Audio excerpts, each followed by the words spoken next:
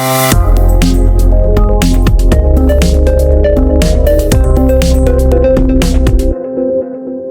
syarikat PPB Group Berhad, FFM Berhad, dikenakan denda RM42.7 juta oleh Suruhanjaya Persaingan Malaysia berhubung kes kartel dedak ayam.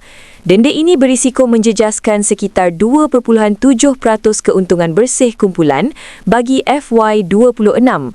Kes melibatkan pelanggaran Seksyen 41 dan 42A Akta Persaingan 2010 bersama 4 lagi syarikat pengeluar.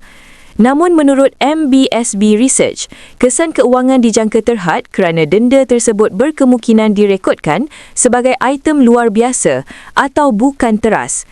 Ia susulan hukuman denda oleh Suruhanjaya Persaingan Malaysia MYCC pada Disember 2023 berkaitan kes kartel industri dedak ayam ternakan bersama-sama 4 lagi syarikat pengeluar lain, katanya.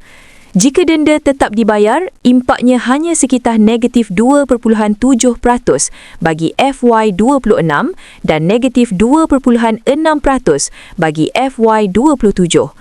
Bagi pelabur, mesejnya jelas. Isu kartel ini mungkin menggoncang imej, tetapi kesan sebenar terhadap keuntungan PPB Group dijangka terkawal.